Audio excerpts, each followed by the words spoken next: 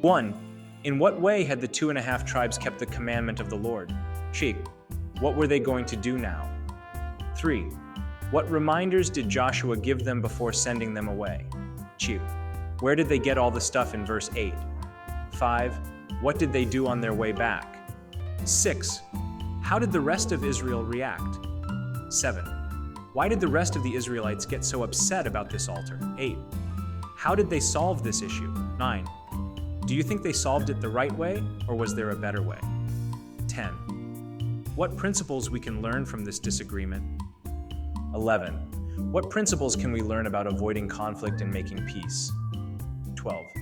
Can you think of any other biblical examples of people's harsh or careless words bringing about conflict? 13. Are there any lessons we can learn about communication? 14. What is the difference between no communication, communication, and good communication? Which kind do you see here? 15. Based on what we learn here, how can you improve your communication with others, especially family and spouse?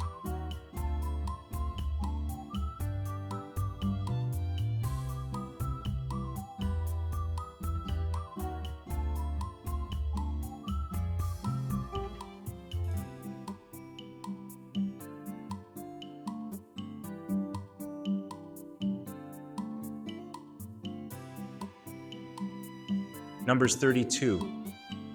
When a man makes a vow to the Lord or takes an oath to obligate himself by a pledge, he must not break his word but must do everything he said. Psalm 89:34.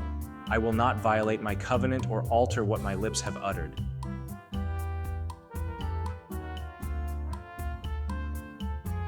Psalm 37:30. The mouth of the righteous utters wisdom, and his tongue speaks justice. Proverbs 15:1. A gentle answer turns away wrath, but a harsh word stirs up anger.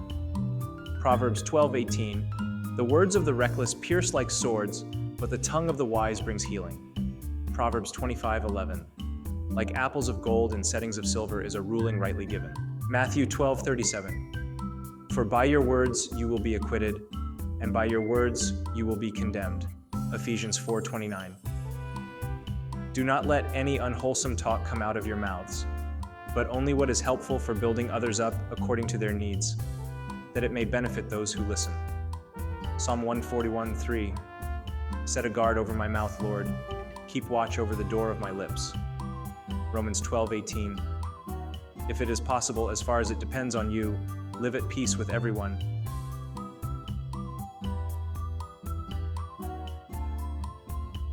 One, the 2.5 tribes faithfully fulfilled their commitments.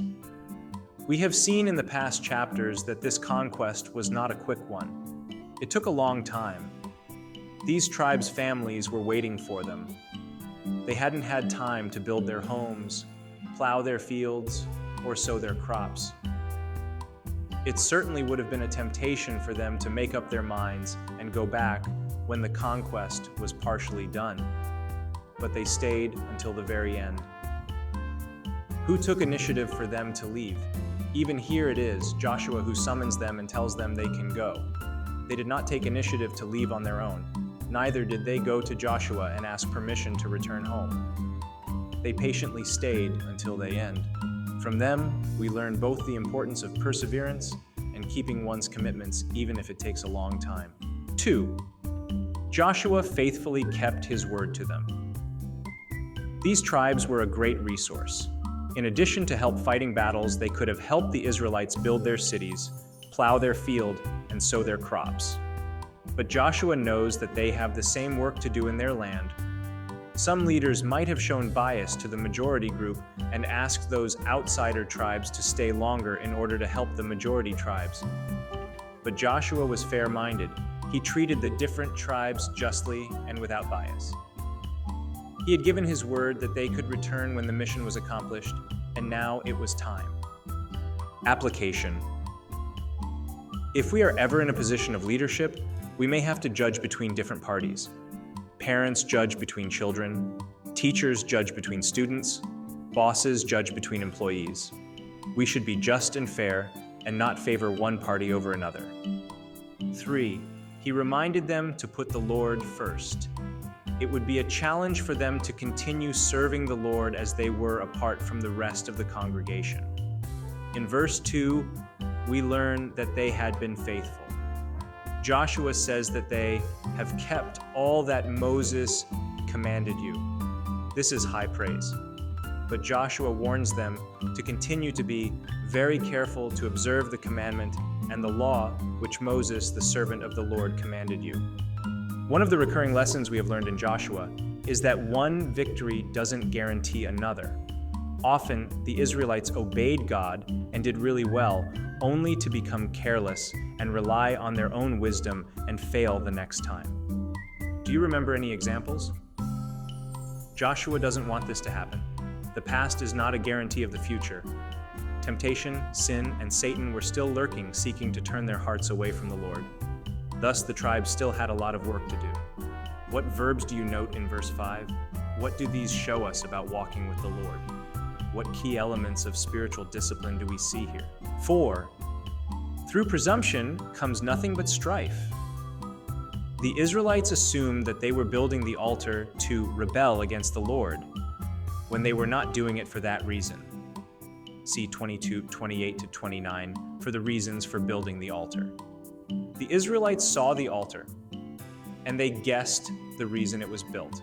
It seems they thought that the 2.5 tribes built this altar to establish their own place of worship to the Lord. The tabernacle was supposed to be the center of worship and the center for offerings and sacrifices. Hundreds of years later, the northern kingdom of Israel set up their own place of worship in Samaria, and the result was that the pure teaching of the Lord became corrupted with sinful practices. It seems that the majority tribes were afraid the minority tribes were abandoning the rest of the nation by splitting off and doing their own thing and establishing their own religion. Indeed, this would have been dire, but they were wrong. They had assumed that this was the reason for the altar when it wasn't. The whole nation mustered to war to deal with this threat, which wasn't even a threat. Their presumption was very dangerous. Not only did it waste the time of the majority tribes, time that could have been spent doing something constructive, but it also threatened an unnecessary civil war. Application. We must be careful not to presume to know facts which we don't. In Proverbs 13:10, we learn that through presumption comes nothing but strife. 5. Be careful about judging others' motivations. The majority tribes made a judgment about the motivations of the Western tribes. They were not given the benefit of the doubt. Neither did they delay judgment until finding out more information. Instead, they jumped to conclusions. We see that they believed the worst about the Western tribes' motivations, believing that they were rebelling against the Lord. Judging others is a quick way to start arguments and stir up resentment. Application. We must be careful not to judge others' motivations. We cannot see people's thoughts or their hearts. Therefore, it is foolish to pretend that we do. Can you think of any ways in which believers judge others' motivations? Are there any biblical examples of people who wrongly judged others' motivations? Here are some ways we may tend to judge others' motivations. That brother is serving up front because he wants to get recognized. 2, he is showing off. 3, she is fat because she is lazy. Phrase, she is late because she doesn't value other people's time. Whenever we claim to know the why of what other people do, we have to be careful that we don't falsely judge their motivations. Since we can't see people's hearts, it is better to leave their motivations in between them and God. 6. They did realize that the sin of some affected the whole group. 18:20. Although their understanding of the situation was wrong, the Eastern tribes did have the right attitude. We see in verses 18 and 20 that they were concerned the sins of a few would affect the group. Because of this, they wanted to stop this sin before it grew. It was an admirable viewpoint. Sin should not be tolerated. It is dangerous. The sins of a few do affect many. We saw this with the example of Achan's sin and the defeat of the Israelites at Ai in Joshua 7. Application. We should not tolerate sin. As Barney Fife on the Andy Griffith Show always used to say, we have to nip it in the bud. Sin is like a bacteria which spreads exponentially. The only way to stop it is to do so very early. Is there a sin in your life or your family you need to stop? Don't tolerate it. Don't wait. Don't let it go and deal with it later. Deal with it now before it grows. 7. It would have been better to start this discussion by asking questions seeking to understand, rather than making unfounded accusations. The heart of the majority tribes was in the right place, but the method of dealing with it could be improved. How do you think they should have started this conversation? I believe that the best way they could have started the conversation was by asking a question instead of making an accusation. A simple question would have sufficed. Why did you build this altar? Instead of making judgments and tossing around accusations, it would have been wiser to listen and seek to understand. From this passage, we can learn a very important lesson about communication, and that is, seek to understand, not to argue or debate. In the church, there are unfortunately many divisions. Believers disagree on many issues. Some of these might be irreconcilable, but many can be solved. Reconcilable differences are often left to fester because this basic principle is not followed. Many believers are quick to argue with others. They delight in sharing their opinions. Arguments start about many things such as teaching methods, gospel sharing methods, church music, worship, youth programs, Sunday school programs, church finances, missions, etc. Each person is convinced they are right. Each person may appeal to various scriptures to prove their point. Points are argued aggressively. Many times the debating parties do not listen at all. While the other person is talking, they are instead thinking of how to phrase their next point of contention. It happens not only in the church or fellowship, but also in marriages and families. How many of these problems could be solved if the two sides started off by asking questions and seeking to understand the other side's viewpoint? And even if some of the problems could not be solved, if the two sides did this, what difference would it make in their relationship after the conflict? At the very least, many relationships could be saved, and brothers and sisters would still be friends and better understand each other. So, think about yourself. Are you a person who seeks to argue and debate, or who seeks to listen and understand? If you fall into the first group, how will you change? 8. From this passage, we learn the importance of clear and complete communication. Not all of the aspects of the communication between the two groups was right. As we have seen, the majority tribes started off with accusations and assumptions. That was the mistake. But the success was that they did talk about the problems. Instead of starting off directly attacking the other tribes, they first sent representatives to talk it through. And after talking it through, they realized that their assumptions were way off. The problem was finally solved without further conflict. Think about how people in your culture may have dealt with this conflict. In some cultures, problems are swept under the rug. In fear of breaking the relationship, friends or family members choose to remain silent. As a result, incorrect assumptions live on, slowly fraying at and destroying the relationship. Many other arguments or misunderstandings may have started springing up from this one that wasn't dealt with. Good communication is the best method to deal with problems. But even imperfect communication is generally better than none at all. Application. Next time you have a conflict with your spouse, don't just ignore it. Don't just retreat onto your side of the bed and shut your mouth and keep silent while replaying all of your hurt feelings in your mind. Take initiative to talk with your spouse. Open your mouth. Speak.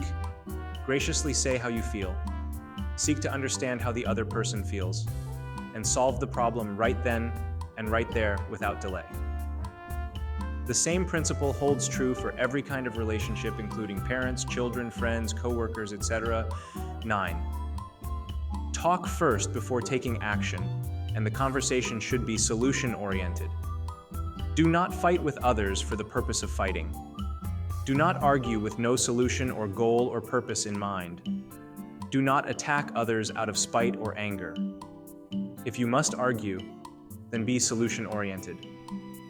Do not just keep going on and on about how you feel or how upset you are. What is the solution? How can the problem be solved? Is it necessary to make a compromise? What solution would be acceptable to both sides? 10. The 2.5 tribes built a memorial so that they wouldn't forget who they were, where they came from, and what God had done for them. People have short memories. It is very easy to forget God's good blessings on our lives. The Western tribes wisely took precautions to make sure that their descendants would never forget what the Lord had done for them or where they had come from. It not only helped them in their relationship with the Lord, but also preserved the unity of the 12 tribes of Israel. Application. Maybe we need to take some steps to make sure that we don't forget what the Lord has done for us. What kind of modern-day memorials can you set up to ensure you remember God's work in your own life? 11. Their gracious answer was accepted, and the problem was solved without further negative consequences. In Proverbs 15:1, we learn that a gentle answer turns away wrath. The 2.5 tribes could have become very angry. They could have said, "How dare you judge our motives? You don't understand us at all? You are just seeking an excuse to fight with us. If you don't know us any better than that, we will not even tell you why we built this altar." A prideful person would have responded in anger, and in result escalated the situation to the point of civil war. But these tribes wisely took the humble route. Instead of arguing and getting angry, they graciously explained themselves and put out the fire before it spread. Application. Are you the kind of person who quickly puts out the fires of conflict? Or does your quick temper fan the flames? Words are important. Once spoken, they cannot be put back. Many a war have been started unnecessarily by prideful and haughty words. Many a relationship have been broken by hasty and unkind words, which were later regretted, but could not be taken back. We must think before we speak and follow the command of Paul in Romans 12:18 to be a peacemaker. It takes two people to argue, so make up your mind you won't be one of the two. We want to help you study the Bible, obey the Bible, and teach the Bible to others.